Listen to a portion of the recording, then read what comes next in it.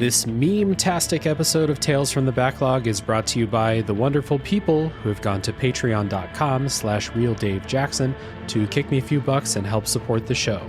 These personal heroes of mine are Chris Nelson, the Top 3 Podcast Crew, Zolgeek, Eric Guess, Rick Firestone, Nick Ficori, Jill, Soccer, ZNA, Cupcake, Kyle, Christian S., Matt, aka Stormageddon, JD, Doug Leaf, Jason Emery, Rob Shack, Brian Skirsha, Randall, and many more.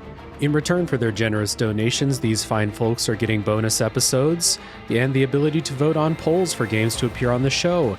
This game today, Metal Gear Rising, was the winner of one of those polls. So if you want to participate and support your favorite podcaster named Dave, once again, that address is patreon.com/realdavejackson. Any and all support is always appreciated. And with that being said, Jack's back, baby. Rules of nature! And the road where the sun comes up, with their eyes on the line, alive for a while. Your choice, gotta follow the laws of the alive, with their eyes on the line. Your choice, out here only the Hello, everybody. My name is Dave Jackson, and you're listening to Tales from the Backlog. This is a video games review podcast where each week I'm joined by a guest to bring a game out of the backlog, play it, and discuss. My guest today is a friend of the show, host of Left Behind Game Club, Cutscenes, Video Game Trivia, and a brand new podcast called Crossplay Conversations. The meme enthusiast, Jacob McCourt. Jacob, welcome to the show. Hey, thank you. I have too many honorifics. I should probably kill one off. With a blade? Who knows?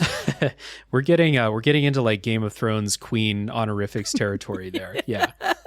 That is Stormageddon levels of past guests of the show, Yes. I believe, levels of honorifics. We just have too many shows. That's the problem. Yeah, I'm at 2. That's the breaking point for me. If I start another podcast, someone call in a wellness check. Come Don't check do on it. me. Don't do it. On for that having me. subject, yeah, of course. On that subject, I want to give you the customary time at the beginning of the show to talk about your shows. We had Flora on the show before to talk about The Last of Us Part 2, one of your co-hosts on Left Behind Game Club. But in case people didn't listen to that episode, and like we said, you have many other shows, let everyone know what's going on. What are you making? Yeah, so very quickly, Left Behind Game Club is a regular video game book club podcast, very similar to this in format. We pick a game, we talk about it. We've got 6 hosts, so it's a rotating cast of different folks. We try and keep things mostly positive, informative, and entertaining. So if that's your shtick, we've got over 150 episodes in the feed. You can find that on all major podcasting platforms. And then my new show is called Crossplay Conversations. It's hosted with 2 friends, Joseph Hooper and Luke Lewis. It's a bi-weekly show where we topically talk about what's going on in the video game industry. So we just launched on the 25th of July, so we should have 3 episodes, at least 2 episodes, maybe 3 in the feed by the time you're hearing this. So if you like conversations that sound like your buddies getting together to talk about the latest in video games, then Crossplay Conversations is probably something you'd want to listen to. Hell yeah. Awesome. I will go ahead and give the recommendation for everyone to check that out, of course. And like I said, on that episode with Flora, I listened to Left Behind Game Club. It's a show that I picked up in the last couple of months. I really enjoy it. It's, I make this show, Tales from the Backlog, because this is the kind of show I want to listen to. Left Behind Game Club is pretty damn close to this show, taking games out of the backlog, the things that have been left behind, right? And chatting. Yeah. I got to ask you, because Flora was on the show and I asked her, she didn't know. Is Left Behind Game Club, is Left Behind a Last of Us reference, or is it just those games that got left behind? That's a great question. So it is not a Left Behind DLC from Last of Us reference. Okay. Although on the show, we have talked about The Last of Us Part 1, and with that, the Left Behind DLC was on that. And to tie everything together, the guest on that show was Matt, aka Stormageddon. So just tying it all together. Hell yeah. Awesome. So everyone check out the stuff that Jacob is making. You'll find links down in the show notes for everything going on there. Highly recommended. Today, however, we're going to talk about Metal Gear Rising: Revengeance.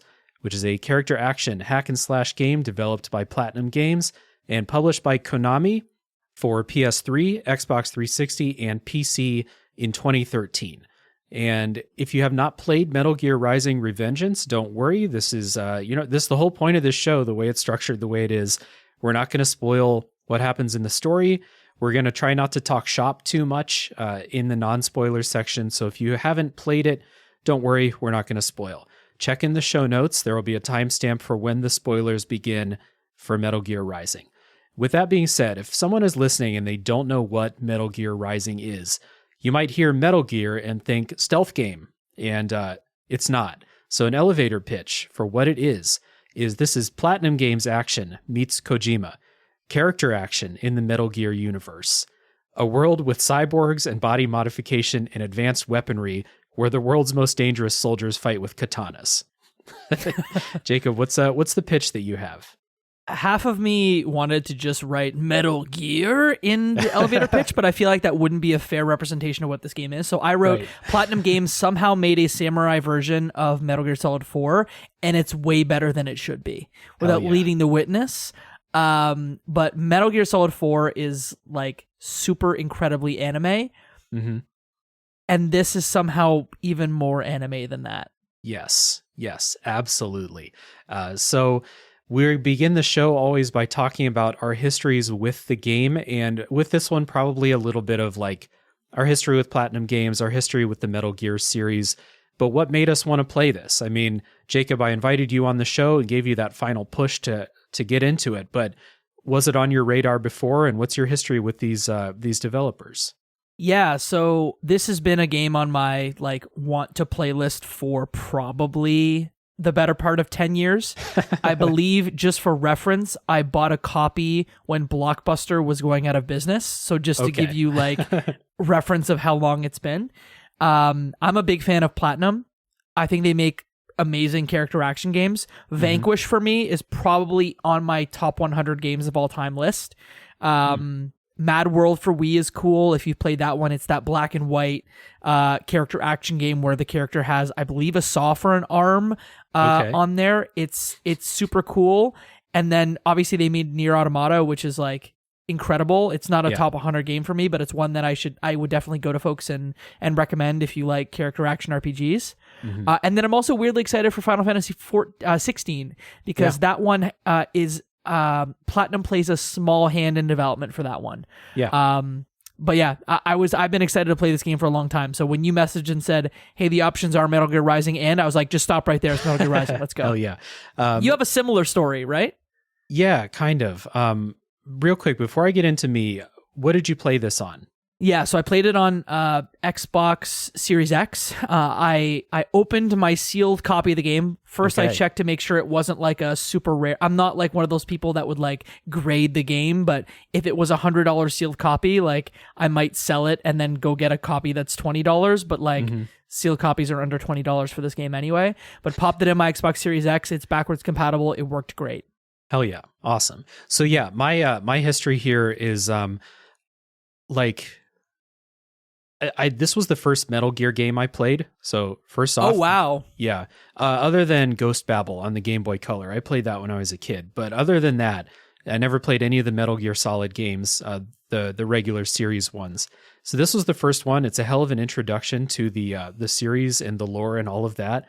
And I would consider myself a fan of Platinum. Also, I love the Bayonetta games, Nier Automata, like you mentioned before.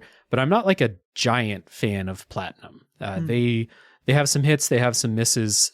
So this was more just like I kept hearing people talk about it, and I saw some clips and stuff, and I was like, that looks pretty fucking cool. I liked Bayonetta, so why not give this a shot? The other thing was, back when I first played this, it was on PS Now, back when PS Now was a thing. And so that's how I played this. The first 2 times were via streaming on PS Now. It's a really weird way to play this game. Yeah, it worked. I was able to beat the game twice, but more recently I played it on Steam. It was a much better experience without, streaming. I would imagine some of the movements are like really Twitch focused, and so having even the slightest like second delay could lead to you losing your life. Yeah, this was actually a game I pointed to when, because people shit on PS Now back then a lot, and this was a game I pointed to say like, hey, it's actually pretty good. I beat Metal Gear Rising twice on it. Like, if I had problems, I wouldn't have beaten this game. So that was I was also living in Korea at the time, which had like they have the best internet in the world. I was about to ask you about your so that internet helps. situation. Yeah, yeah. But that's how I played it the first time. Played it on PC recently, and it took about 5 hours for a playthrough, 5 to 7 hours. I did the DLC missions this third time, which are like under an hour each. They're pretty short. How about you? What was your playtime like? Yeah, it's about in that range as well. And I did try and touch each of the 3 DLCs just to like say that I basically played the tutorial maybe 10 minutes in the first DLC, which was that Sam? Was that Jetstream? Yeah, that was Jetstream. That was the first one. So I played maybe half an hour of that one and then touched the other 2 and said, okay, I think I get it, but they didn't really compel me to finish the whole thing. Just because like a lot of them are rehashes of existing levels. Yep. Yeah. We're not going to talk much about the DLC in this, if at all, after this point. They're fine. If you like the game, you'll probably like the DLC. You get to play as new characters, which is interesting, but they're otherwise unremarkable, I think. So that's it for the DLC. So a little quick opening thoughts, just so we don't wait until like the hour mark of the podcast to talk about how much we like the game or not. I think this game is awesome. It's my favorite Platinum game other than Nier Automata. They're like, if I want the action side of Platinum, this is what I want.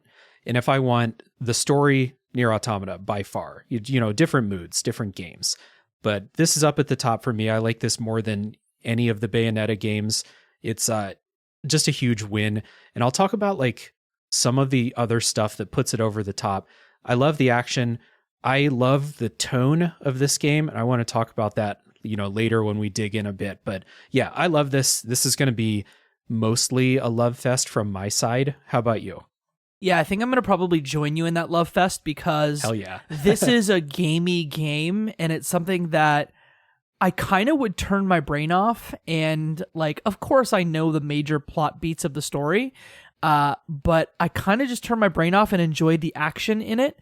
And it just was really good action. I mean, apart from Vanquish, which I put on like a huge pedestal, I'd probably even put this ahead of Nier Automata as far as like, it's a better playing game than Nier Automata. Nier Automata might have like a more lasting impact and the story was super impactful. This is definitely one of, in my opinion, one of Platinum's top 3 games they've ever done.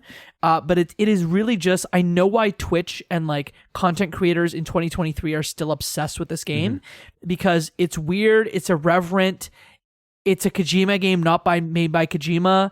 And it's just super fun to play. Yeah. And there's very few games that because I've been looking for a game that I want to like turn my brain off at the end of the day and just play.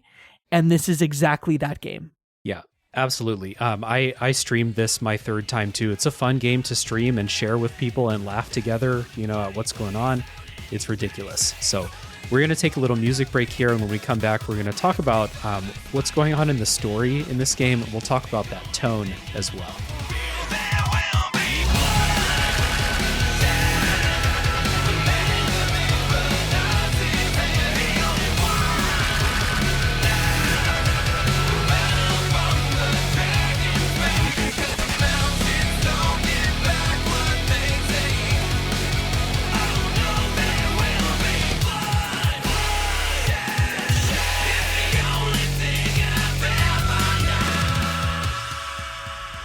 So in Metal Gear Rising Revengeance, it's set 4 years after the events of Metal Gear Solid 4. I'm still not all the way through the Metal Gear Solid series. I've only played the first game, gonna play the second game sometime, which is relevant because you play as Raiden in this game, who's the main character in Metal Gear Solid 2, and comes back in Metal Gear Solid 4 from what I'm to understand. So I'm looking forward to playing Metal Gear Solid 2 to see Raiden earlier, I guess. Can I make a recommendation for you as you like Sure. start to play through these games? So, Of course. if you played these games back when they first came out, there was, I guess I would say controversy, but more like the fandom was in an uproar because when they announced this game, instead of it being Snake that was in the first demo, it was actually Raiden. And so, like, people were like, where is Snake? Who is this Raiden character? Why this Raiden character? And really, he was just, like, a fun Trojan horse to, like, bring in Raiden. So if you want something fun to look at, go watch, like, old demos of the game to get a feel for how the fandom was feeling when the second one was about to come out. Yeah, actually, I had put Metal Gear Solid 2 in one of my Patreon polls, and I always put a trailer for those games. And so I watched the trailer, and Raiden was not in the trailer at all. It was only Snake. So I was like, what the fuck? People were probably mad when they played the game. Yep. They were super mad. Hell yeah. So Raiden is, unlike Snake, he's not like, this kind of ultimate soldier type. He's like I guess he's an ultimate soldier, but in a different way. He's a white-haired, sword fighting soldier. So you play as him. He's working for this mercenary group called Maverick. You're on a mission to protect the prime minister of some unnamed African country. They're attacked by a rival mercenary group called Desperado, who are led by cyborgs named Sundowner and Jetstream Sam. And a couple things here. So you mentioned earlier, this was not made by Kojima Productions, but it was started by Kojima Productions before they had trouble with development and eventually passed it on to Platinum Games.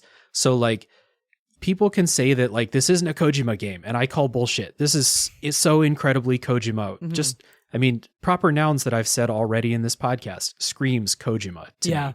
Yeah. I think that I would agree with you now that you've kind of stated it in that way, that maybe the seed came from Kojima, but it's really the first game that was developed outside of Kojima Productions using that intellectual property. And I think it was the only one, if I'm not mistaken, that was produced outside of Kojima Productions. Yeah, I'm not an expert on Kojima and the Metal Gear series, but that sounds right to me. At least the numbered Metal Gear Solid games. This would be the only one. Well, you know what I mean. So. Yeah, I was even looking just quickly. I'm like, is someone going to come into your Patreon and call out, yes, but Metal Gear Acid 2 was developed by an external team. Yeah, right. That one was Kojima, at least Konami. So, and it wasn't really even Kojima Productions when Metal Gear Acid 1 came out. So it seems like semantics, but let's just say it's probably the only game produced outside of Kojima's purview. Yeah, if someone wants to pay me $5 to come in my Patreon and tell me I'm wrong about that, that's cool. Go ahead. Yeah, please. What's that link to? Patreon.com/. Oh, that's patreon.com/realdavejackson. Come pay $5 and tell me I'm wrong. So that's the fee.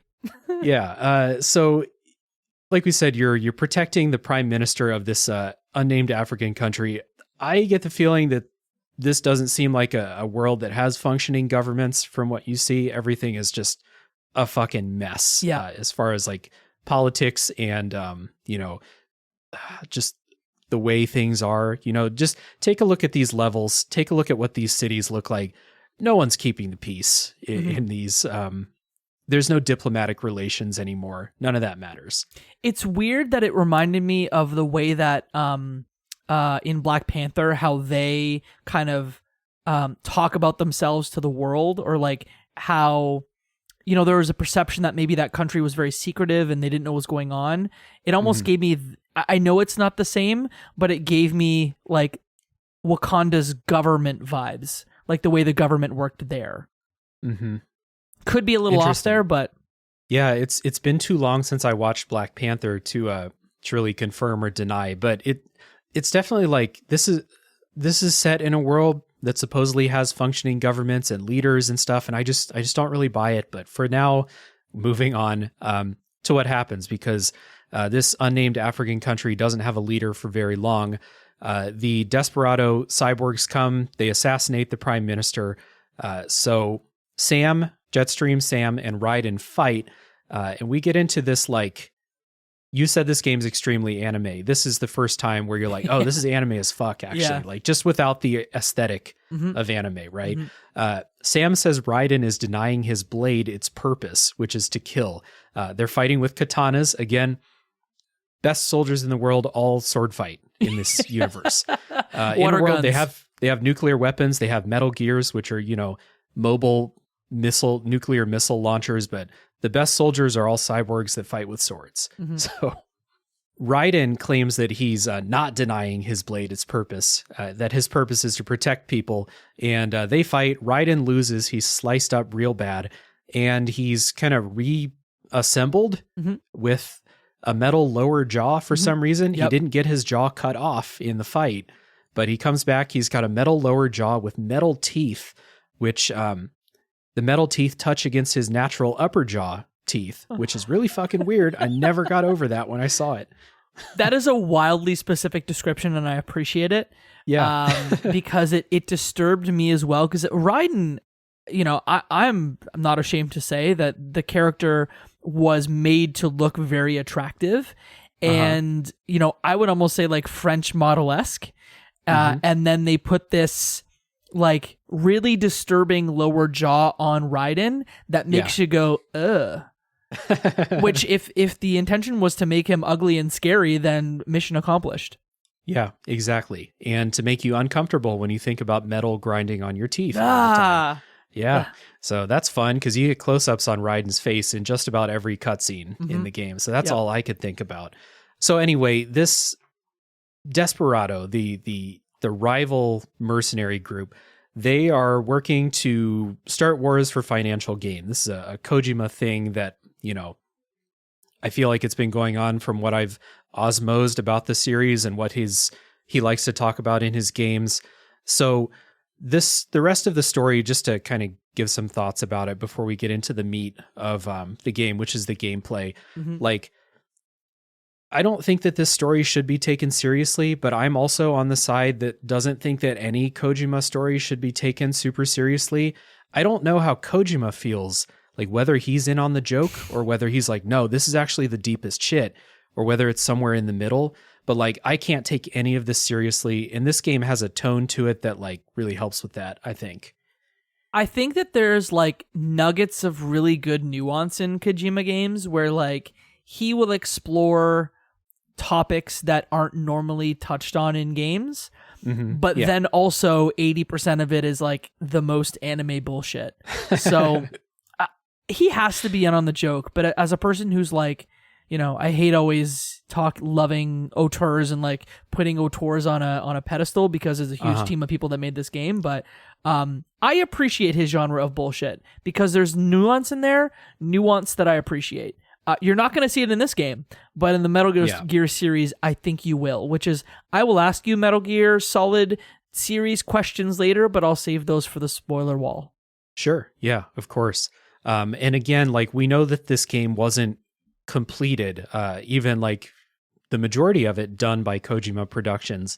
But like, even if you take away Kojima from it, just look at what's going on in this story. Look at the names that people have, the Metal Gears, the things that happen in the plot, the conspiracies, all that shit. And just try and tell me with a straight face that this isn't a Kojima story. I don't buy it. So if you're in for that kind of thing, like, it's a pretty fun ride as far as I'm concerned.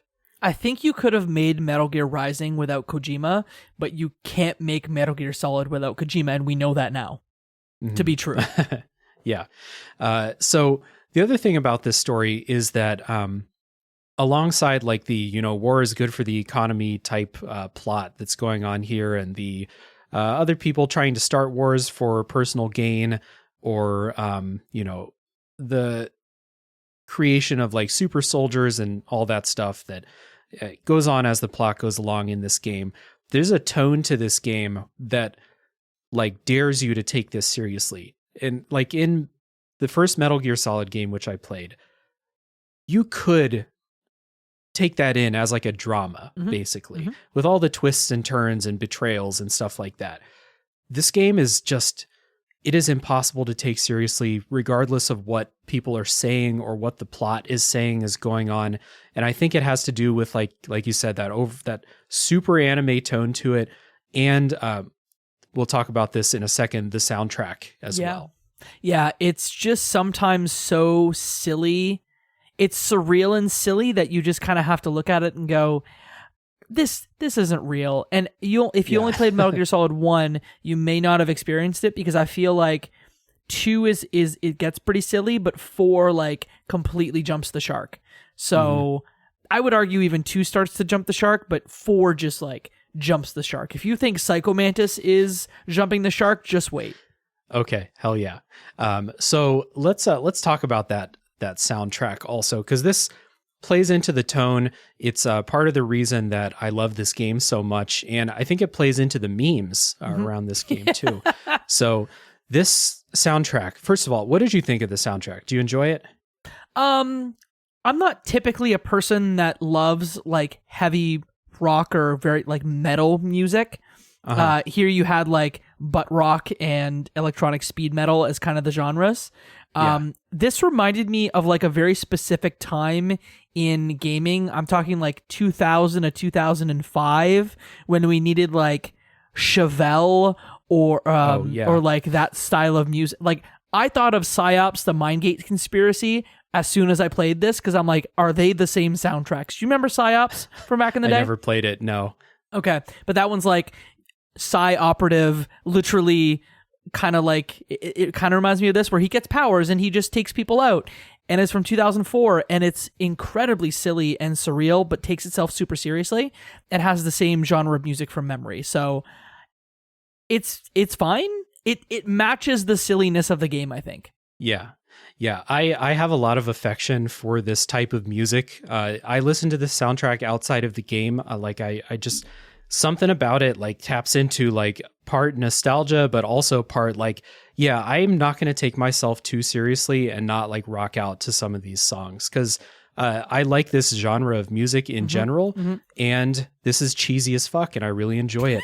What's cheesy about it is, I guess, the instrumentation too. I mean, it's like, it's rock, it's like speed metal. There's electronic stuff. Like one of the songs has like dubstep fucking like, what's the word I'm looking for? Like bridges during the song.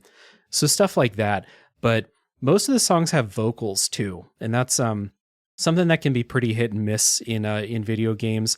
So how it works in this game is you'll go through the levels and you'll hear like an instrumental version of the song. And then when you get to the boss, like the vocals will come in at points throughout the boss fight, and it will like accentuate the vocal that's being sung at the time too. And they're all like shouting like the theme of the fight or the theme of that boss at you. If you read the lyrics, they're ridiculous. Okay, I maybe have to do that now. I've got a couple here. Yeah, so it reminds me of a little bit of how Hi-Fi Rush did the music from this year, where like they had two tracks essentially, and depending on how you were doing, you would either get the basic version or something with more like audio tracks in it. But please, like lyric away. Yeah. So this one, real quick, I don't think is doing the like vocals based on your performance. It's just like in cutscenes during the fight, like it'll kick in and someone will be like, out here, only the strong survive and shit. And there's the first line of like the song in the final boss is standing here, I realize you were just like me trying to make history. Yeah. And I'm like, yeah, it's so corny and I fucking love it. I carved my own path, you followed your wrath, but maybe we're both the same. Just so exactly. good. Yeah. And not to say that the bosses don't monologue at you, talking about their motivations, because they do.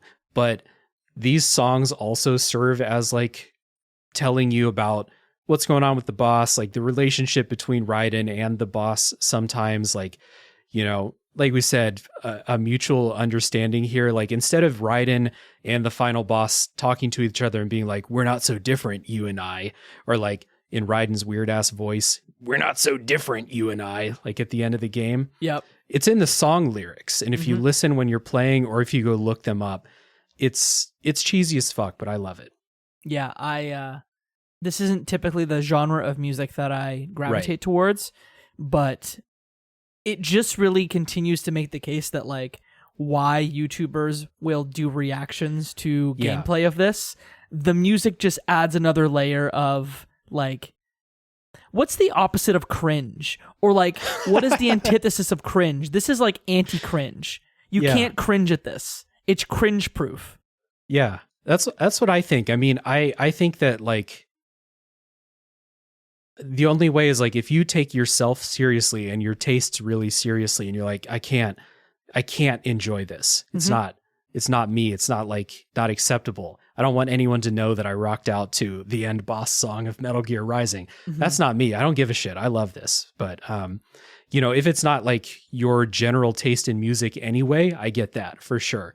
And it's unique. You don't play a lot of games that have like straight up rock songs with guitar solos and, vocals, verse, chorus, guitar solo structures.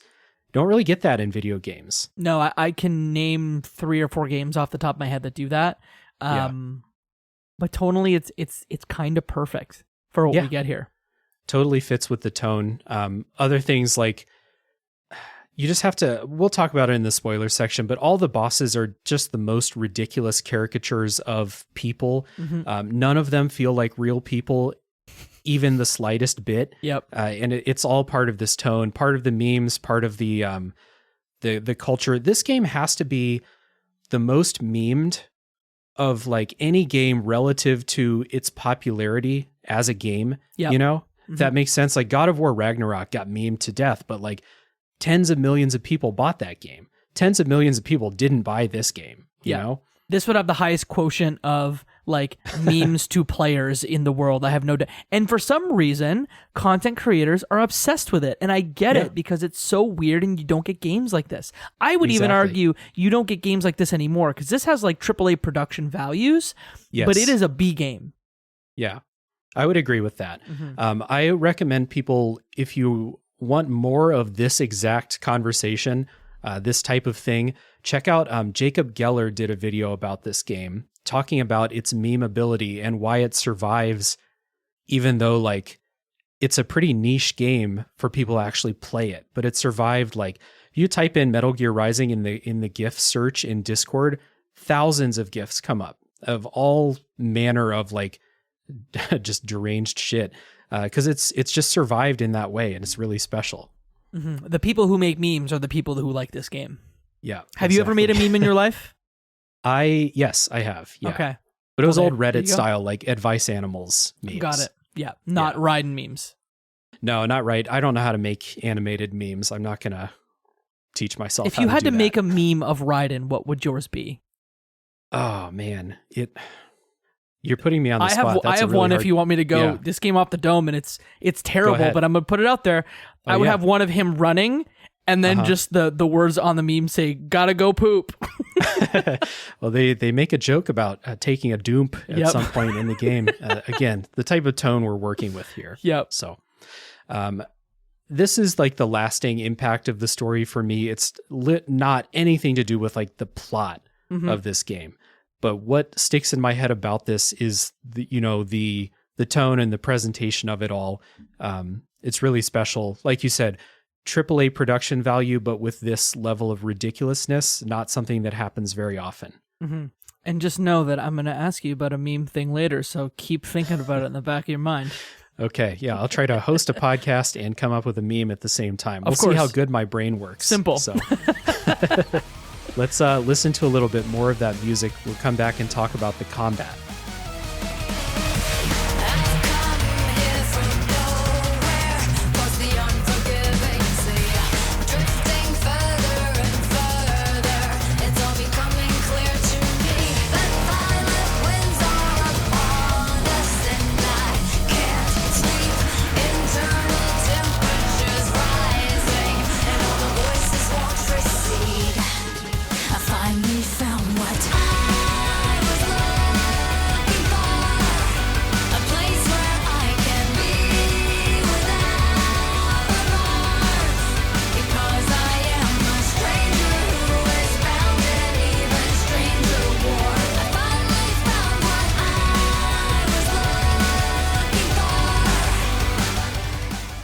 Metal Gear Rising: Revengeance is, like any Platinum game, a character action game, which goes deeper than button mashing. They make games that are mechanically sound, mechanically deep, like high skill ceiling type action games here. So one thing that kind of makes this stand out is that you can button mash your way through Bayonetta and Nier Automata and Astral Chain to some extent, another Platinum game that I played. You cannot button mash your way through Metal Gear Rising. This this requires you to learn its systems to at least a certain level in a way that, Bayonetta doesn't. And it's something that took me some time as I was playing. Yeah, and I will not lie to you, I'm probably among those folks who are the least skilled when it comes to, like, I have many podcasts about video games, but that doesn't mean I'm good at them. And thankfully, I ended up getting, and I won't talk about it extensively, but I got a weapon kind of after one of the first boss fights that really made it easier for me, where I don't want to say I button mashed, but there definitely was a pretty consistent rhythm of the types of attacks that I used and the types of combos that I utilized to take out large crowds of folks. Yeah, exactly. So it's, the combat is built on, light attack, heavy attack until you get a second weapon. Then it's 2 different weapons on square and triangle on the PlayStation, at least. You hold down R2 to do what they call a ninja run, which is basically like a combo of free running and also if you do it when people are shooting at you, it will deflect bullets. So it's a defensive move as well as just got to go fast, One of the gates that they put on you on like your button mashing tendencies, my button mashing tendencies, because that's how I play these games, is that the block is directional in this game. So you can't just press a button to block an attack. You have to press the attack button, square, and press the direction that the attack is coming from. And this starts out as being like, oh, that's kind of cool. I wonder when I'll use this. You get to a boss early in the game that's like, you will not beat this boss if you don't learn this. And then the challenge gets ramped up, but they place a wall pretty early in the game. This is really important. You have to do this. Yeah, I will just say the name of the boss, but it's sure. Monsoon is kind of, I believe, the boss that really teaches you that you need to use directional parries because they have an attack where they kind of just appear from, I won't spoil it, but there's an attack that essentially forces you to parry. And like you said, if you do not parry, you will not get past it. So I guess my number one piece of advice if you decide to play Metal Gear Rising is that you should learn how to parry in the first hour, even if it takes you longer to get through like the enemies, the simple ones that are there. Learn how to parry because it's worth it later. Yeah, absolutely. And when I was talking about a wall boss, I was actually talking about an earlier boss. When you fight Blade Wolf, I could not beat that until I nailed down the parry. So it's mandatory. Luckily, I personally don't think it's very difficult. Like once you take the time to just say, okay, where's the attack coming from? Okay, up, parry, pretty easy. When you pull it off, you counterattack with a really strong attack too. So you're like really rewarded for doing it. It's not like Sekiro where you're going to have to parry like 6 attacks in a row. Just get that one and then you're in business. Later bosses will make you do that where you must parry multiple times, but at least there's not a crushing wall of right at the start needing to parry. Right. Where you just need to parry one to survive. Exactly. Yeah. They ease you into it. And then there are other walls along the way for other mechanics too. One of them is called Blade Mode, where if you hold down L2, if you have this bar charged up, it slows down time and you can cut. And so if you just mash square or triangle, you'll do horizontal and vertical attacks and just cut whatever you're cutting to bits. Or you can use the right stick to like line up exactly the angle of the cut that you need. And this is another thing that is, it's like a fun little trick you can do early in the game. And then late in the game, they're like, okay, are you a master of this yet? Because if you're not going to beat this, like one of the later bosses, you know? So it's another one of those things that they teach to you. You'll do it a bunch of times throughout the game. But then they're like, okay, are you a master yet? For some reason, like in the run up to this game, or at least before I played it, there was always this like watermelon thing with Rising and the Blade Mode where they would want you to cut like I just remember seeing like cut the watermelon with your Blade Mode. But yeah, it's kind of badass that like Blade Mode because Sure, you can just do it where you use the like face buttons to either attack horizontally or attack vertically. But as you said, you can actually direct your blade mode to a certain angle, and it just kind of looks badass when you chop somebody up. And one mechanic we haven't gone into in detail is you can actually like take one of the androids or one of the PMC members' spines to get more energy, and just chopping somebody up to pull out their spine to smash it to get more energy. It just made me feel super badass. Yeah, that's the most reliable way to heal, other than like you get a couple of consumables that help you heal. But like if you're fighting a group of dudes and you need to heal, then after you do enough damage to an enemy, one of their body parts will start glowing blue. It'll get this kind of blue overlay on it. And that means you can use blade mode to cut that body part off. So if their whole body is glowing blue, you do like a cut across their chest, and then you can reach in and grab their spine and smash it and regain health. But what you can also do with that, and it comes in handy with a lot of later enemies, is let's say you're fighting an enemy that kicks you a bunch. If you do enough damage to them, you might get the chance to cut their legs off, and then they're not a problem anymore. So like there's some strategy to this as well, to like try and do enough damage, and then as soon as you get the opportunity to cut off the problem body part, you can go ahead and do that. It's really helpful. What's interesting too is with some of the kind of more fodder enemies, a few of them, if you cut off a particular body part, so there's one relatively tall like soldier that if you cut off their arms, they'll actually just start to drop kick you. So they'll shift their attacks based on what body parts they have left, which was a nice touch that I wasn't expecting to see. Yeah. And kind of added a layer of strategy, because I almost thought those enemies were more dangerous when their arms were cut off and they were just drop kicking you to death. a little bit less predictable, because you haven't seen that moveset as often, right? Yeah, exactly. There's ones that you find that have these big hammers, and so like the hammers are a real problem. You can't parry them, so you need to cut off their arms, and then once you do, they'll kind of like saunter over to you and try to shoulder bash you. And it always caught me by surprise because I'm never used to seeing it. Just a lot of like fun small details in there. Even, you know, some of the objects, it just felt really good to like go up to a like steel container and just chop it to bits.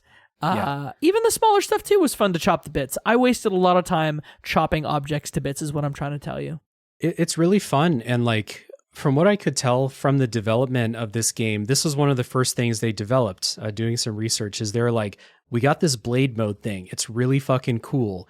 But then they had trouble like designing the rest of the game. And that's when they got PlatinumGames to come in and help, you know, big simplification of the process of making a video game. But that's basically the order that I'm to understand happened. And it is really fucking cool. You know, at the end of a boss fight, you'll get this like big slowdown where it's like, okay, blade mode time. And you've like had issues fighting this boss, and suddenly they're like, all right, go get him. It's blade mode time. You cut the boss into 1,000 pieces. It's really cathartic if you've had trouble with them. And it counts the number of hits and then even the number of like pieces that you cut them up into, which, because I went and I played this game and then I immediately went to play the new Katamari game that like tells you how many things you collected. So not to say those games are similar in any way, but I just like to see the number go up, Dave. I would like to see the Katamari follow and pick up all the pieces of Raiden's slain enemies. Sounds like you just made DLC for Metal Gear Rising without realizing it. That would be the collaboration. Like Power Wash Sim have had their fun with their collaborations. Yep. It's time for Katamari to pick up the pieces from this game. Literally. I agree with you. Get on the phone, Kojima. Let's go. Yeah. Let's see. This game has a lot of QTEs, which is another thing to talk about, because it's gone out of fashion since this game was put out. 2013, I think I said this game came out, right? Yep. 2013? Yeah. QTEs are out of the preferred game mechanics at this point here. You get that QTE to rip out the vertebrae and to smash them, but that's just a simple like press square, grab the vertebrae. There are a lot of QTEs for doing finishing blows, and my least favorite type of QTE, which is button mashing, or even worse, the you got stunned, wiggle the thumbstick a bunch of times to the worst unstun part. yourself. Oh, so bad. I would almost call that the worst part of this game. Yeah, it's honestly like probably my least favorite thing about this game are the QTEs. They kind of suck. And Platinum's still doing them. Bayonetta 3 had those exact same QTEs in them way after the rest of the industry was like, yeah, people don't like these anymore. We're moving on. Or at least giving you options now. Like Resident Evil 4 Remake has QTEs, but they at least had the decency to let you change how they work, you know? Or have like extended timers. I always go to like accessibility when I think about QTEs because they are not friendly to folks who may be challenged from like a motor skill perspective. Like, how are you, if you try to play this game, I don't think you'll be able to. So I'm glad they wanted a style. Like, you probably agree with this in the like, every game for 10 years after RE4 came out in 2005, they went, oh, these QTEs, was pretty fun, right? We should do those. But I'm glad that they're kind of out of fashion now. Yeah, somehow left that out of the legacy of RE4 discussion in that episode, the QTEs. But yeah, that's a good point. I didn't look in the options menu, but I would just go ahead and guess this would be one of the least friendly games from an accessibility perspective out there. It's fast, it's twitchy, it's full of QTEs. Yeah.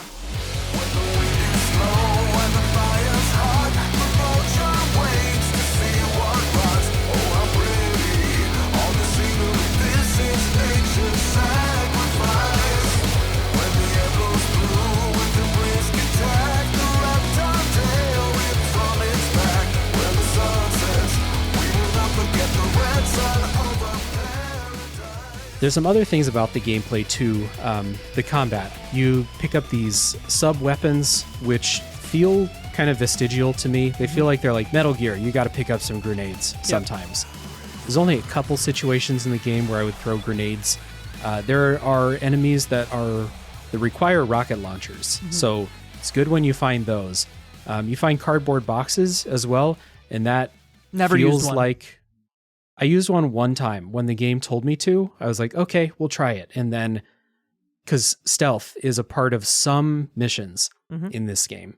And again, it feels vestigial. It's bad in this game. It is a terrible stealth game. Luckily, stealth is a very, very minor part, but there are times when they're like, hey, there's some hostages, like sneak around, kill the soldiers, save the hostage. And I'm like, that sucks. I want to fight people in this... Yeah, in this combat system, because the combat's great. It's an issue I have with a lot of Platinum games, I think, where they have really amazing game engines for combat and really awful game engines for everything that's not combat. Running, platforming, stuff like that. Yeah, I even remember like the shooting in Nier Automata was sort of annoying. Not the same game, but I agree with you that like anything that's not direct combat is kind of janky.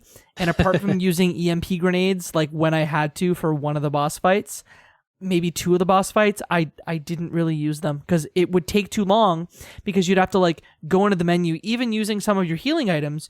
You know, you'd have one of them kind of on auto, like use if your health got down, but they'd be annoying to go into. Your grenades, it would take you a second to like, you had to pause, like you couldn't be moving. You'd have to stand still, go into the menu, pick it out, and then you could either like quick throw it or aim it. And it just was super janky and didn't work with the twitch action that we had in the rest of the game.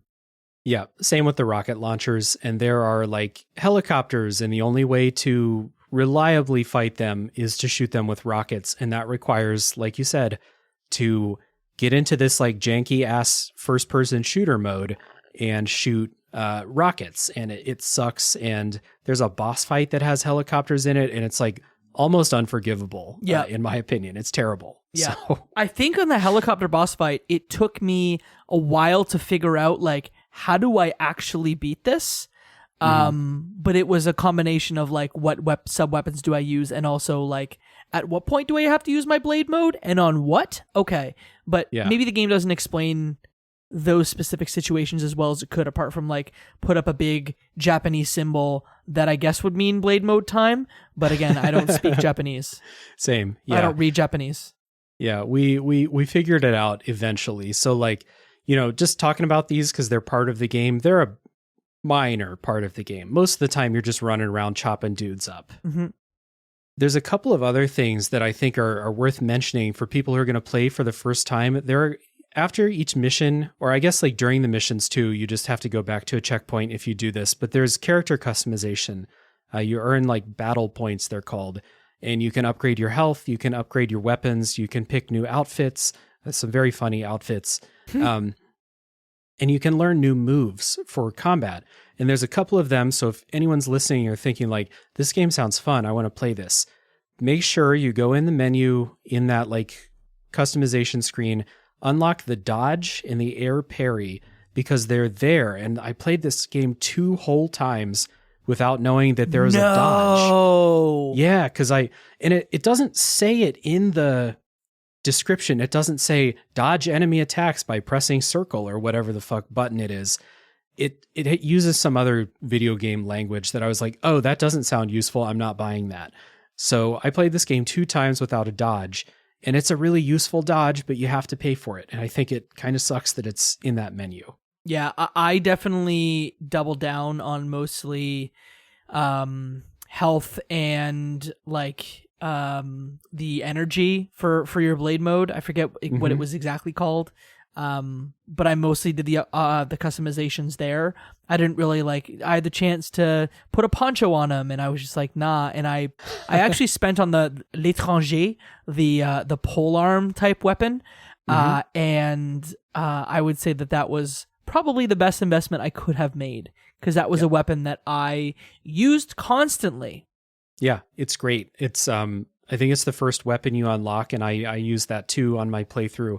The, costumes really feel like New Game Plus things. When you're playing again and you have already upgraded your character, now it's time to spend money on, riding wearing a poncho around every mission. Yeah. But so the dodge and the air parry are unlockables that should not be unlockables. They should just be there. I think a dodge is too integral to an action game to make you find and buy it from a menu, I think.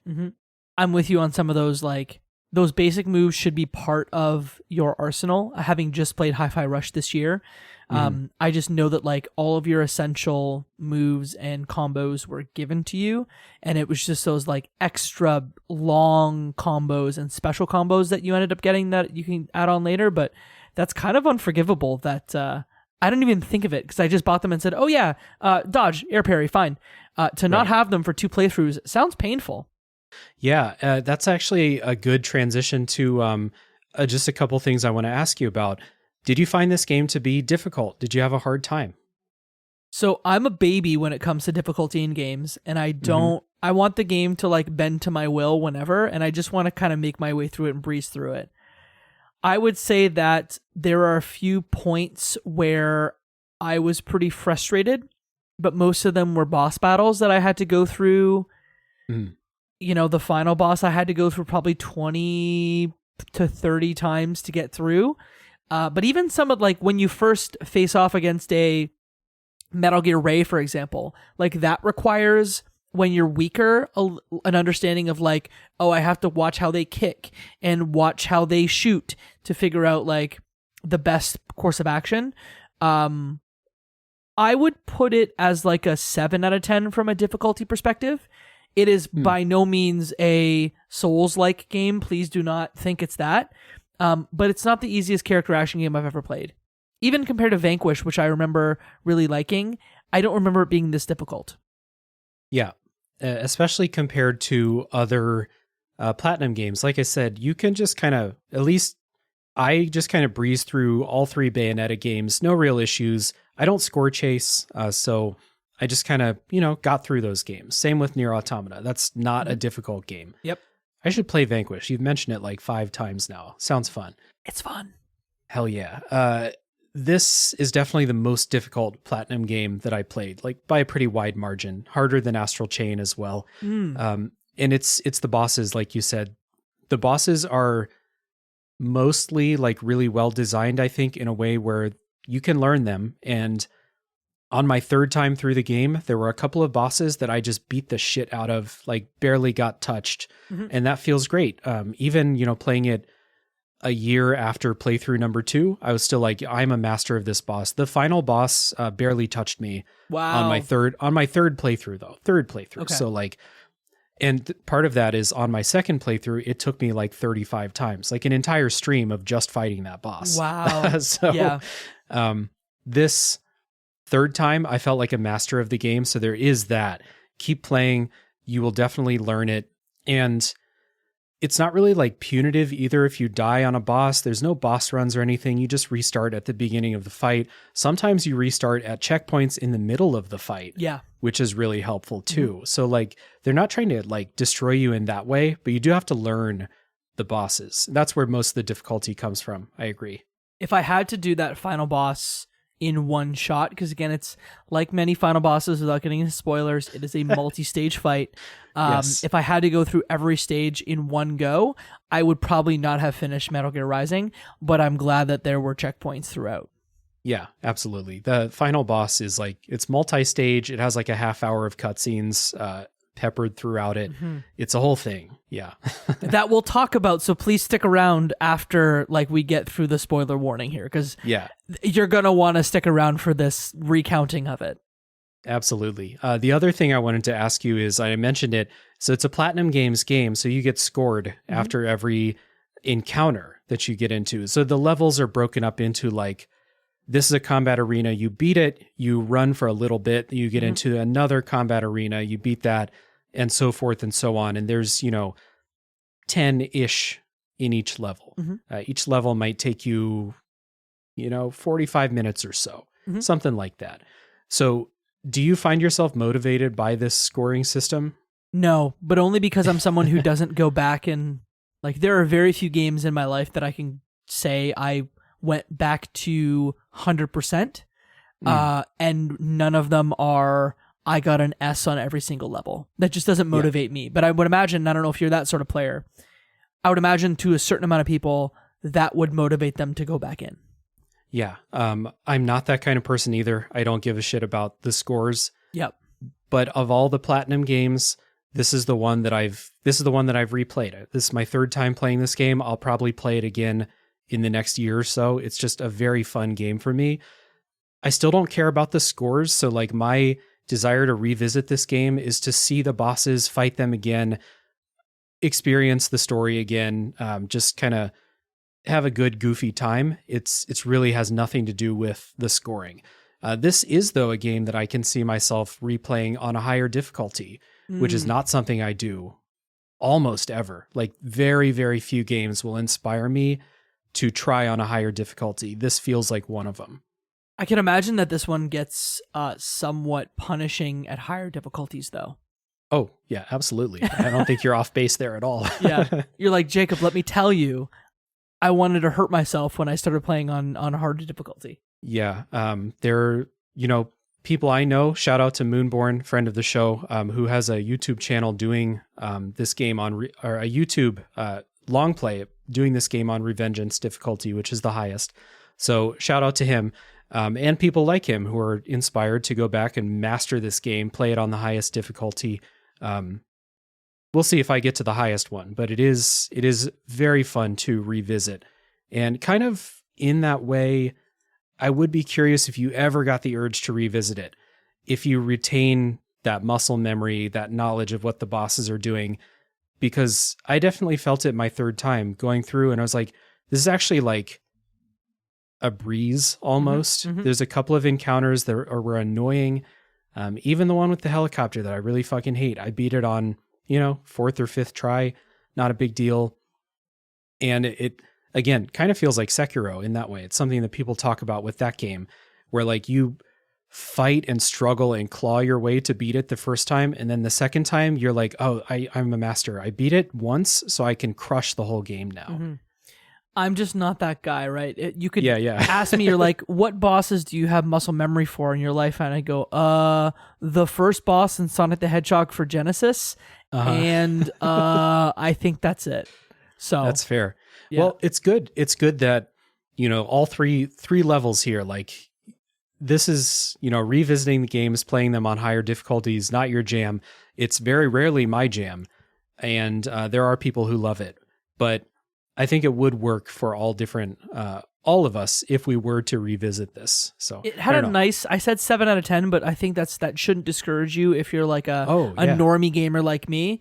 I thought about bumping the difficulty down to easy when I was fighting the final boss, but I told myself, I'm like, you've made it this far. I had to give myself a little pep talk, you made it this far. You're just going to have to grin and bear it, learn the patterns, beat the boss. You'll enjoy it. Mm-hmm. And I did. Hell yeah. Awesome. So I think that's a good time to get into some final thoughts here about Metal Gear Rising and recommendations. So along those lines, if you have any closing thoughts about the game that you want to say, and then who would you recommend this to?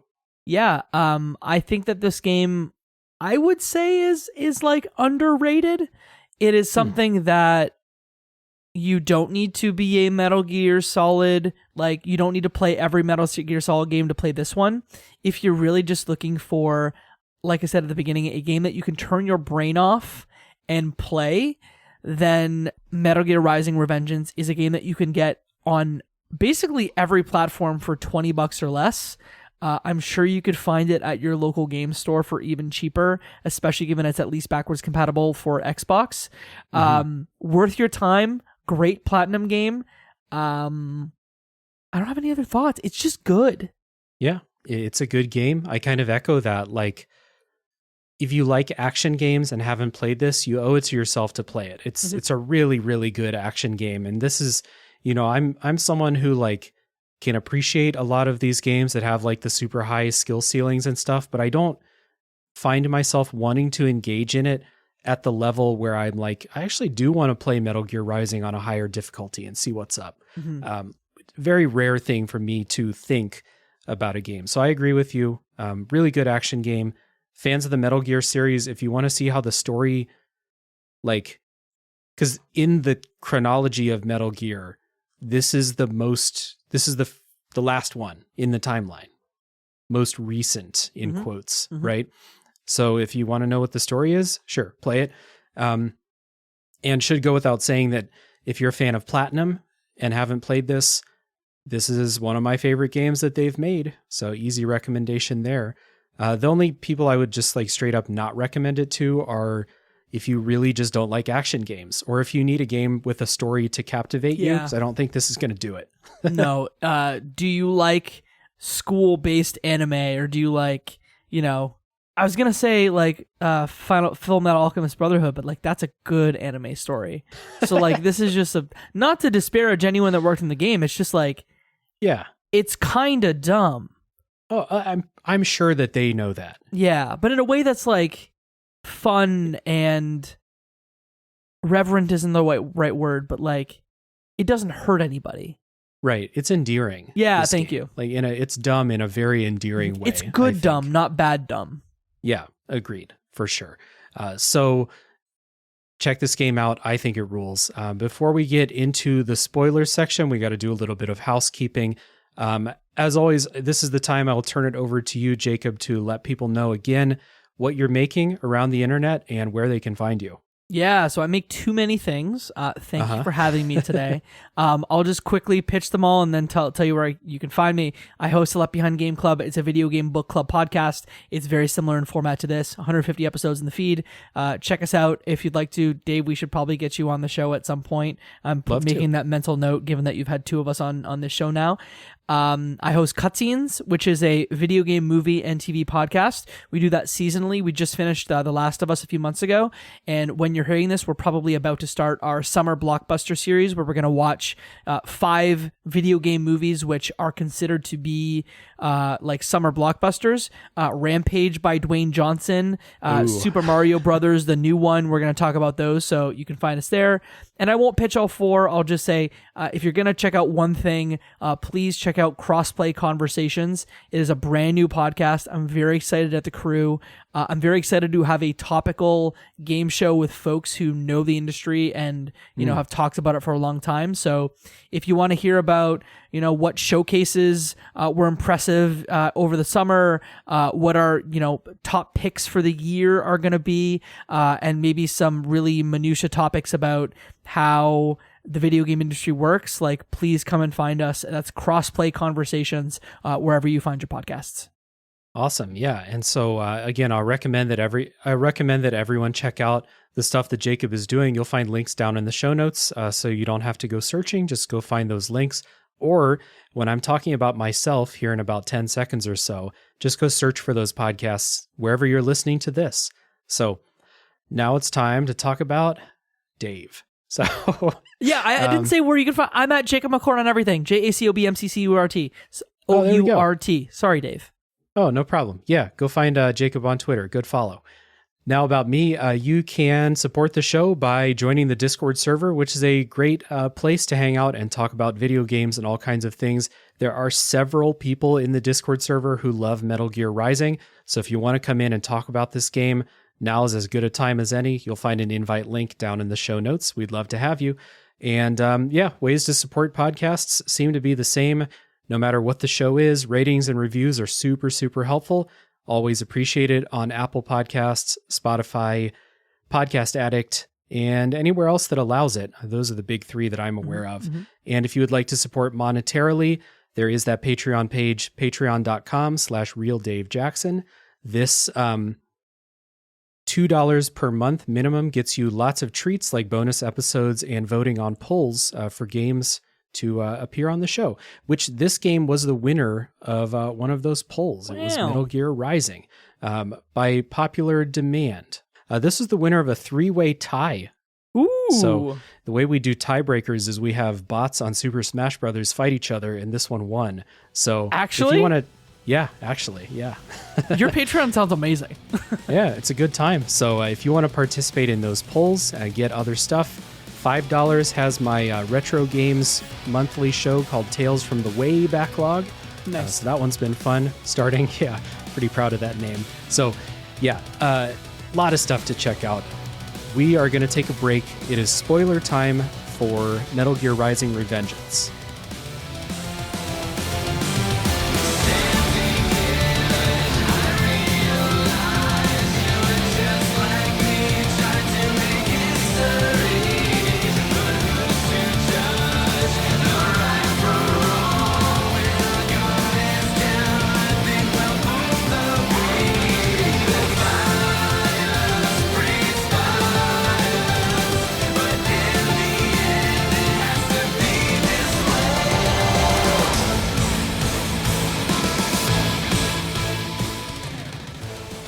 Okay, Jacob and I are back talking spoilers for Metal Gear Rising: Revengeance. And as you might have guessed from what we talked about the story earlier, I'm not going to spend a bunch of time talking about the plot.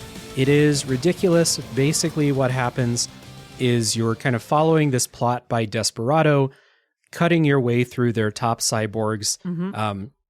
They're working with a U.S. Senator, Senator Armstrong, this somewhat convoluted plan to kidnap children, steal their brains, send the brains to the United States where they'll undergo VR military training and be turned into super soldiers.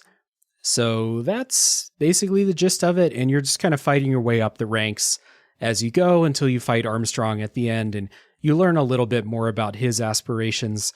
You learn a lot. He does a long monologue before you fight him, but that's basically what's going on. Not going to go through the beat-by-beat plot. Again, it's Kojima.txt, proper nouns, names of organizations, code names for key players, conspiracies. It's all kind of Teflon to me, even though I've played this game 3 times. It's just like, yeah, that guy, he's back.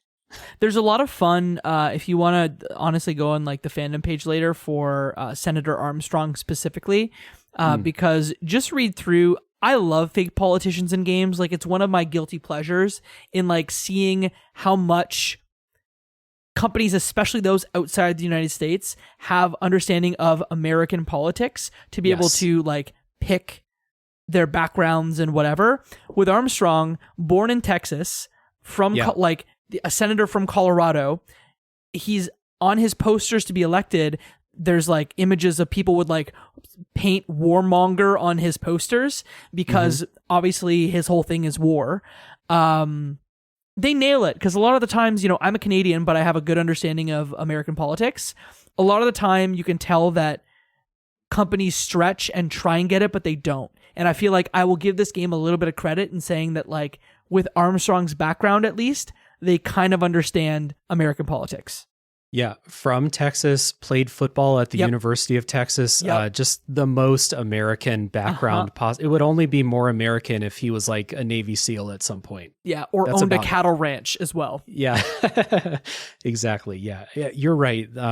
It was one thing where I'm like, this plot's ridiculous, but like, you got to hand it to them. That's an American background. His name should have been Senator America rather than Armstrong. Don't give Kojima any ideas. Has he had a character named America at this point? Right? Now I need to look this up while you talk through the potential first boss here. Yeah. So we gave the kind of story setup at the beginning, and your first boss fight against Sam, which is unwinnable. You can't win it. He'll kill you pretty quickly.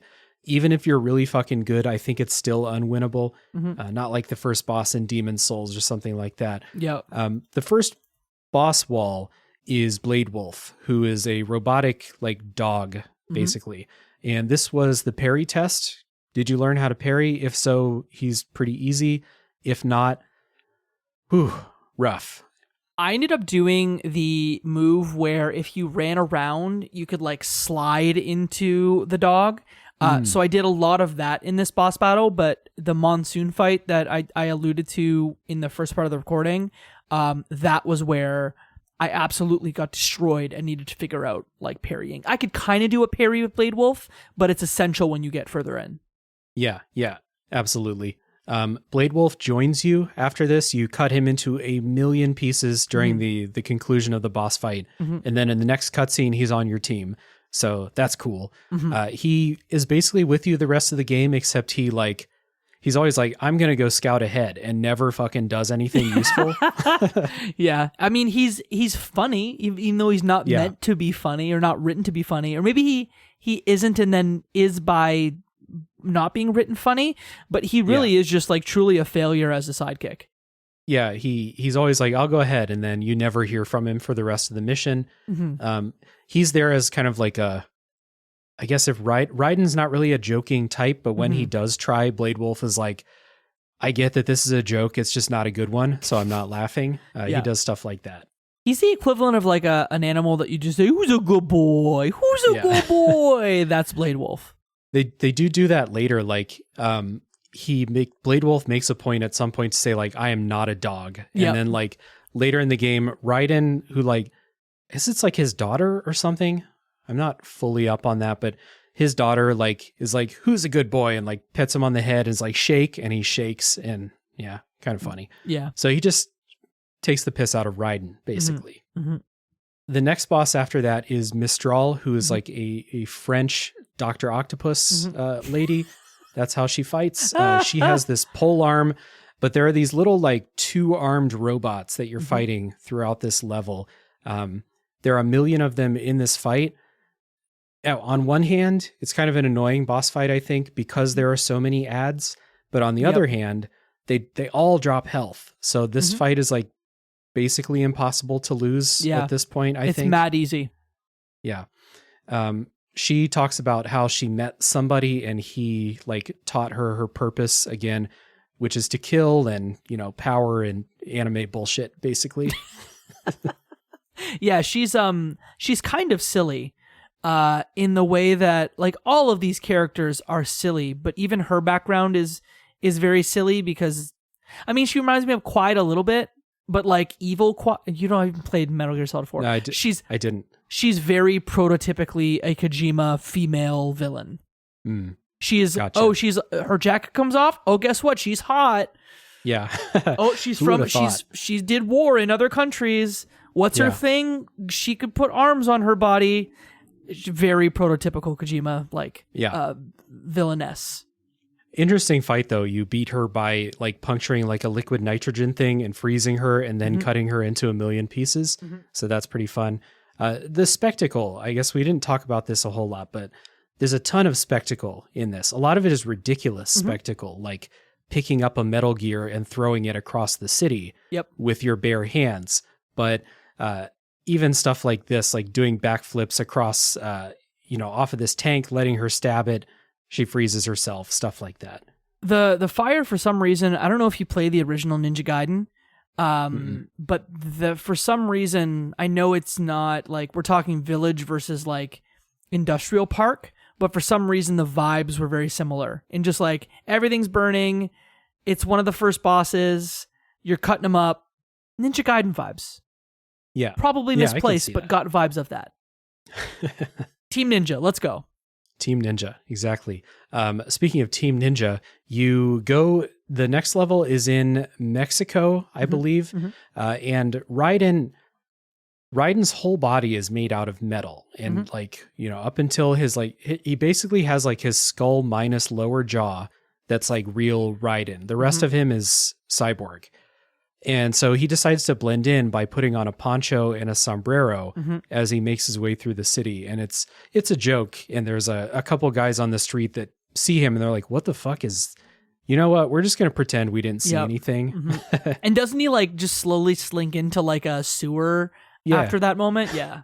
Silly. He gets out of a car. They're like, keep a low profile. And he's like, that's why I brought this disguise. And then he gets out of the car, walks a block, and then just goes down into a sewer. With his robot dog. Yeah. Yeah. And, Silly. And Blade Wolf says, okay, I'll scout ahead in the sewer. You never hear from him again. But he's a good boy, so. Yeah. In the sewer level, you find who'll become a kind of bigger side character, this kid named George, who is, if I'm not, I forget what country George is from. I always want to say South Africa, but that's not correct. He's from a different country. I don't exactly remember where he's from.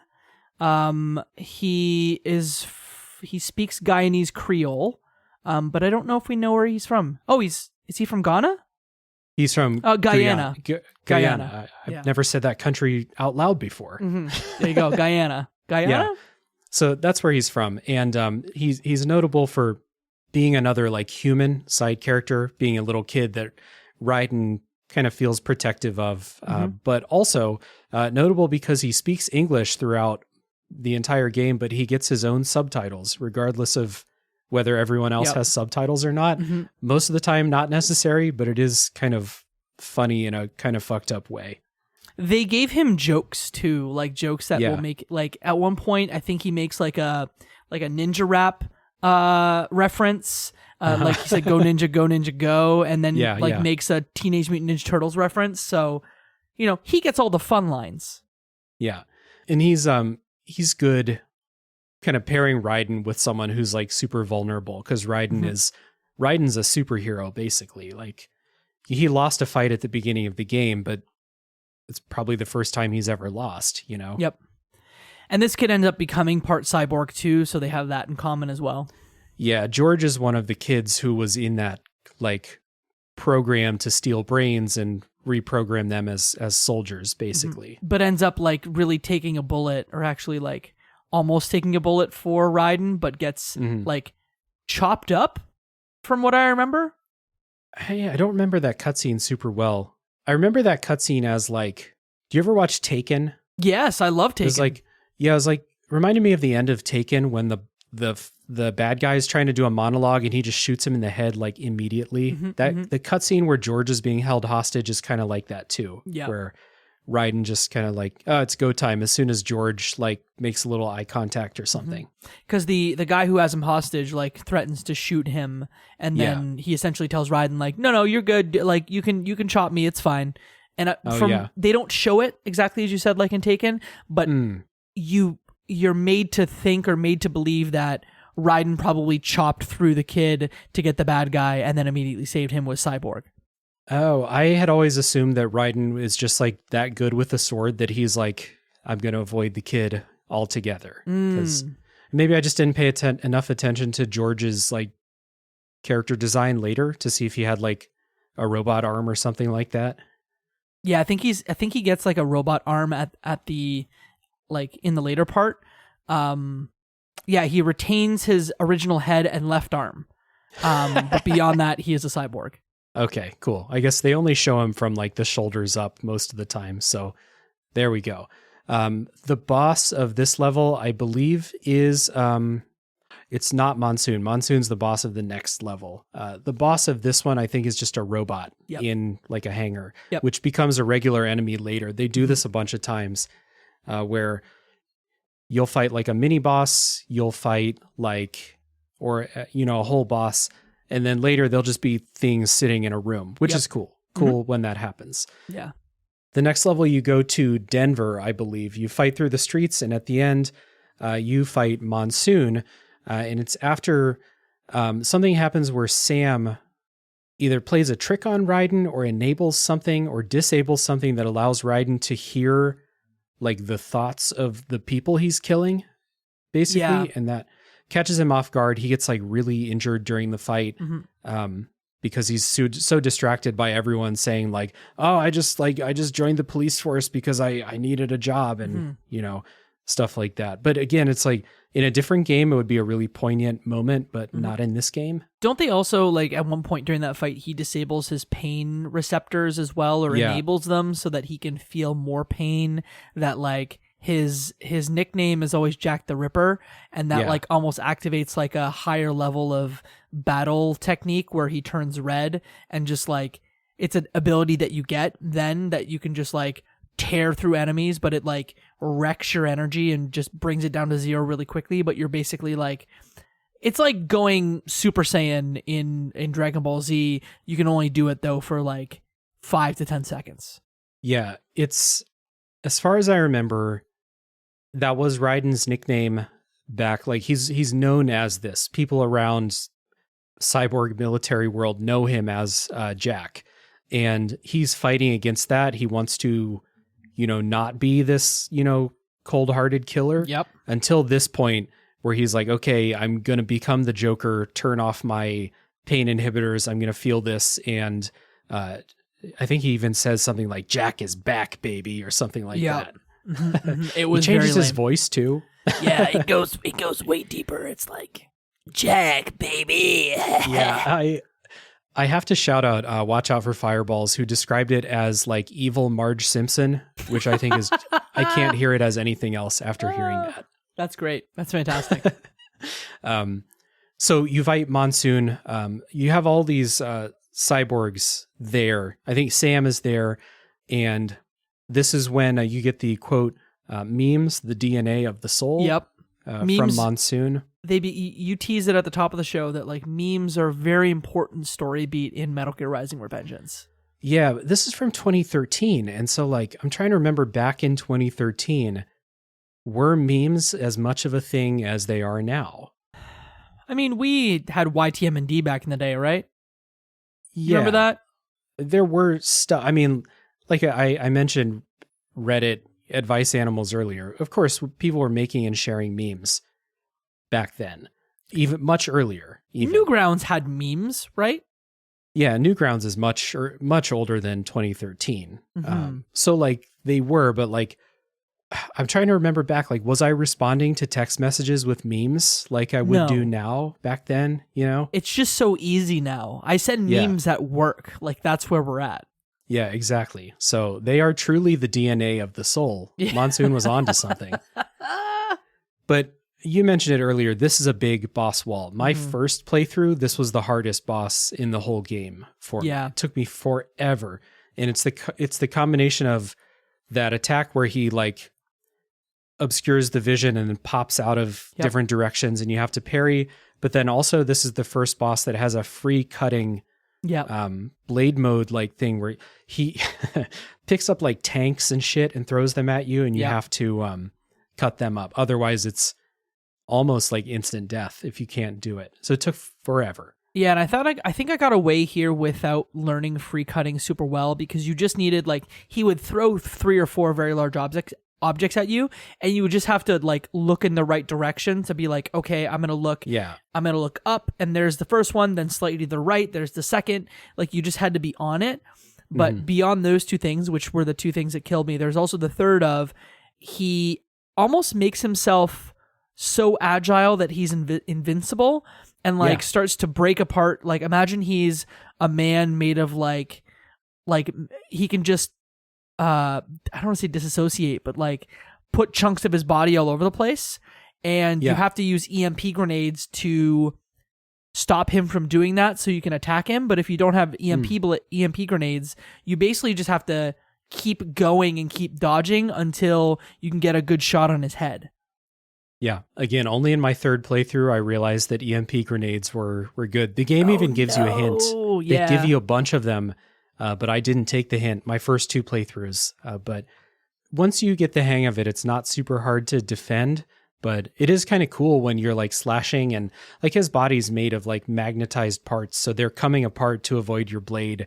It's pretty cool like visually, but kind of annoying if you're struggling in the fight. Yeah, because you'll end up refighting a lot of these bosses later. And then you can see how much better you are at the game and how much more health and attack power you have. But here early, like, to me, the hardest was Armstrong and then Monsoon after that.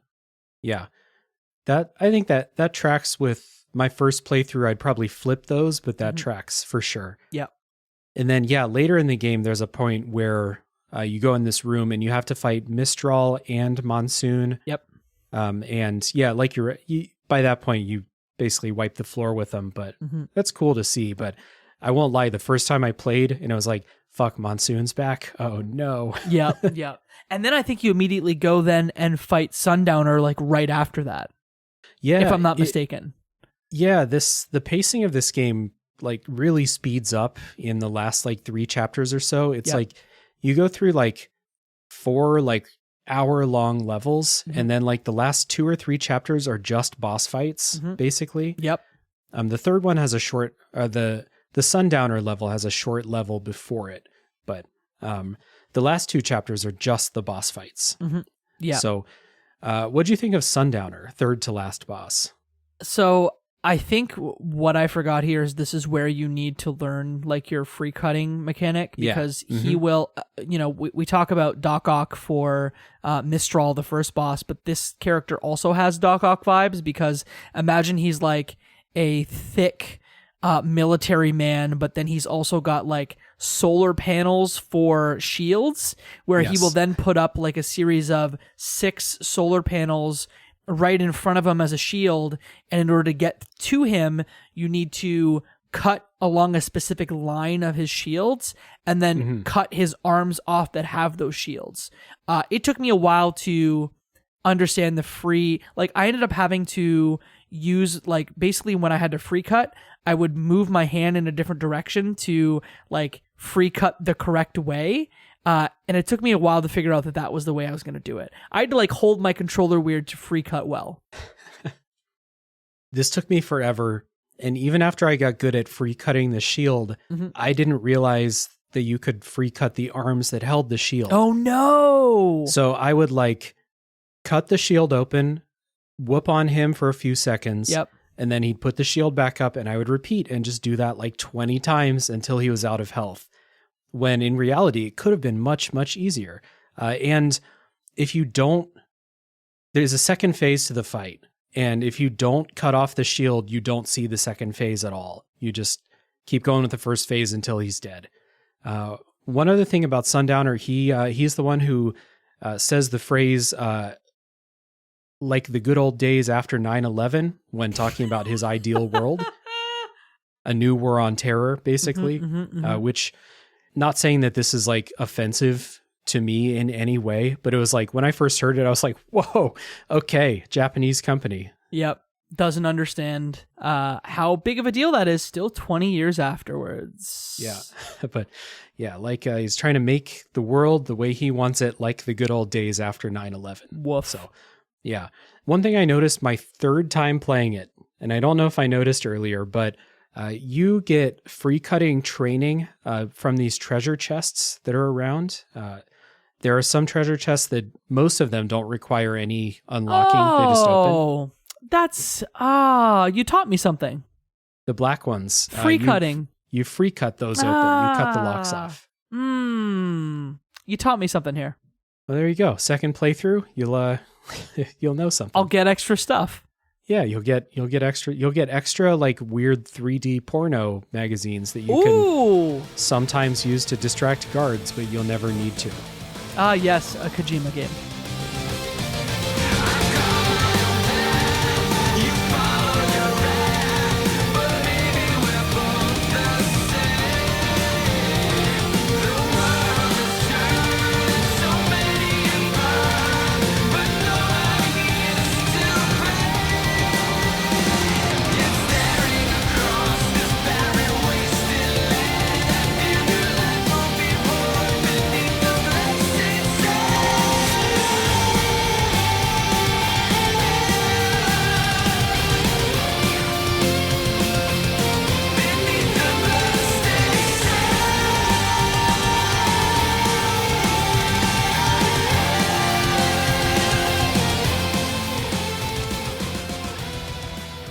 after Sundowner, you fight Jetstream Sam, who was the person who fucked you up early in the game. There's not a whole lot to this fight. It's strangely easy, I think. It's a cool setting, like out in the desert, and it has like the Blade Wolf returns to his former master type thing if you're at all invested in the plot and characters. But this is kind of a thing where it's like Sam was such a charismatic, badass character for most of the game, and then you just kind of meet up in the desert, you kick his ass. He's not, especially after Sundowner and Monsoon, he's really easy. And then you move on. It's like a 20-minute chapter. Yep. Cool setting. I was only in a bad position because of where I saved, I had little to no health kits. So I had to get really good at not using health kits because he has a couple attacks that can really take off a lot of your health. So really I had to learn like, chop up the rocks because there's like health in those rocks, and not the rocks, but the boxes. So like find the boxes, cut up the boxes, find those, get the health, and then you can take him on. Once I learned that, it was super easy. Oh, I learned something too. I didn't know you could do that. Yeah, in the boxes on that level, there were health kits. Awesome. We're teaching each other. Exactly. Podcasting. Yeah. Also, this it's a weird thing in the plot during this where you fight Sundowner. You have this like time-sensitive thing. The brains are being flown somewhere to be processed, basically. And Raiden steals a motorcycle in Denver and just rides a motorcycle to someplace in the desert where you fight Sam. If you're keeping track, it's not making any sense at all, but hey, whatever. After that, you get to the final boss, which is a combination of bosses with Senator Armstrong. You talk to Senator Armstrong. There's a lot of dialogue before you fight. I can't remember if it happens before or after you fight the Metal Gear, when you actually like have a big long conversation. Do you remember? I think it's after the Metal Gear. So you start, you fight him piloting a Metal Gear. Earlier in the game, the first boss is a Metal Gear, and you fight it. You kill it by picking it up and throwing it across the city, which is hilarious. Yeah. Very good. This one, you fight the Metal Gear and you kill it by chopping off one of its legs that has blades at the end of it, and then doing blade mode with the Metal Gear leg. Like thousands of tons, Dumb. right? So silly. Yep. Fantastic. Then you talk to Armstrong and you get kind of his story, what he wants. He basically wants to start a new war on terror with this thing he's calling Operation Tecumseh. He talks about how this is one of those things where you could go through this conversation and agree with some of the stuff that Armstrong says, where he's like, America is diseased. And I'm like, yeah, kind of. Yeah. America's rotten to the core. I'm like, yeah, kind of makes sense. I agree with that. Internet society sucks. And I'm like, yeah, kind of does suck. Make America great again. And I'm like, well, hold on a second. Yeah. Does he say those exact words? Yes, he does. He says, make America great again. Yeah. Which is wild that this came out in 2013 before like President Trump had come down. That I said that, but comes down the escalator and announces his presidency. That was 2 years before that even, or a year before that. So it makes me wonder, like, did some campaign strategist for Trump play Metal Gear Rising? They're like, I like the sound of that phrase. Doesn't he invoke I Have a Dream at one point as well? He does, yes. I have to tell you, like, for me, having it called Operation Tecumseh was kind of weird for me because my hometown is actually Tecumseh, Ontario. Oh, okay. and hearing them say it, because it's based off the like Chief Tecumseh, who I believe like cursed a president. Like that's why this particular operation name was selected. But having everyone pronounce my hometown in a way that wasn't right felt so weird. I can see that. I'm the one person on a podcast that this would actually matter to. Yeah. Probably the only times it's like pronounced Tecumseh wrong, and I'm not. Everyone did though. Yeah, everyone I'm pronouncing does. it wrong right now too, right? Yeah, but I mean, you're saying it you're kind of saying it how it's spelled, so I'm not really worried about it. But if you want to have a fun read, go read up about Chief Tecumseh because he's got that chief has some wild history. Yeah, and it's, like you said, probably named that way. I'm glad you brought that up because his plan is to assassinate the president of the U.S. So that he can, start a new war and fill the vacuum, basically. He basically like set up a coup in Pakistan so that the president would die and then he could assume the presidency because he's a candidate for the 2020 election. It's batshit. Yeah, it's crazy. He's talking about like basically remaking the world where almost like an Andrew Ryan type thing from BioShock, like remaking the world where, power is the most important thing. You're not going to be held down by the limits of society anymore, stuff like that, certain way. So you fight him and it starts out with a fist fight on top of like the broken Metal Gear where he just beats the shit out of Raiden. He's it's unwinnable, but you have to survive long enough. And then this is, you can't even get through it. No, like, because Raiden's like, what are you? You're like, how can I not beat you? I'm the best soldier. And turns out, like everything in Metal Gear, from what I can understand, nanomachines. Nanomachines, son. Yep. They harden in response to physical trauma. You can't hurt me, Jack. Yeah. So you've played more of the Metal Gear series than me. Nanomachines continue to be a thing, I guess. Yeah, they are a thing that is pervasive in this. I wouldn't say it's the central thing, but like I think they're a thing that is pervasive in the series. Yeah. I mean, the first Metal Gear Solid game, the plot is heavily based on nanomachines, and in this one, again, the latest in the timeline, nanomachines, son. Oh no, I'm wrong. Nanomachines are very important. I just thought of that. I'm like, oh wait, actually, no. There's a Metal Gear Solid 4 thing that like when you watch it, you will have to tell me, but there's a nanomachines moment and it's incredible. Hell yeah, awesome. Please watch it. So yeah, after the fist fight, he breaks your sword, which is part of the fist fight. Blade Wolf shows up and gives you Sam's sword, if I remember right, which had like a timing lock on it that prevented you from using it when you first found it, but now the timer is conveniently up and you can use it. So you fight Armstrong, hardest boss in the game, you said? Yeah, awful. Very difficult. Yeah. Like I said, my first couple playthroughs, dozens of attempts, easily. Yeah, because it was multiple things. It was like he had projectile attacks that could do, because at that point I probably had 150% health or maybe 175% health. But even then, like, he had attacks that could take off like 50 to 75% of a bar. And I remember I didn't have a lot of healing items, again, going into this boss battle based on when I saved. So I really had to get good at understanding the first phase of the fight up until he throws, I believe, tanks at you.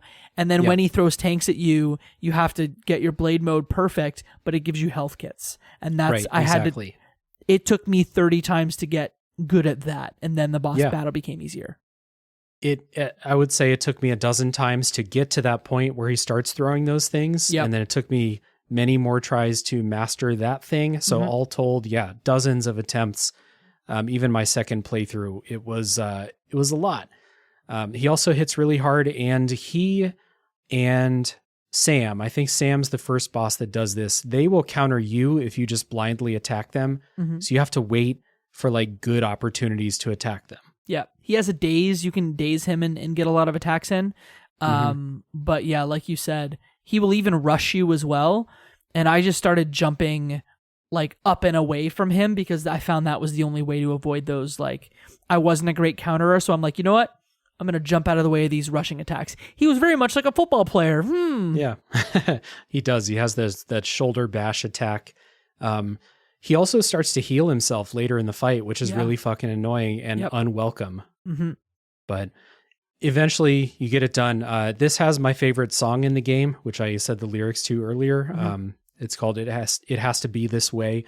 And it's basically talking about how we're not so different, you and I, and, blood will be shed, but new life will spring from this. And it's, if you haven't read the lyrics, I recommend checking them out. They're ridiculous as all the lyrics are, but something about this song really like taps into like my love of very epic sounding rock songs.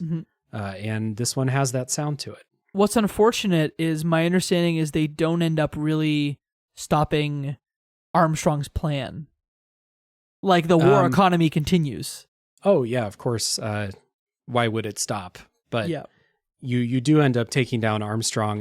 The way you kill him is fun. You reach into his chest and you grab his heart, and then he monologues at you for like another minute, and then you rip his heart out and crush it. And it's got all these like these metal like machine tendrils and shit. It's gross. Yeah, because he's a man that like his body just becomes like it just becomes like a black cyborg nanomachine suit, and it even looks, even though it's like clean black metal, it sort of looks gross. So when he pulls the heart out, it's very Mortal Kombat-esque, where I just go, oh, that's gross. I don't want it. Yeah. No thanks. Very gross. Yeah.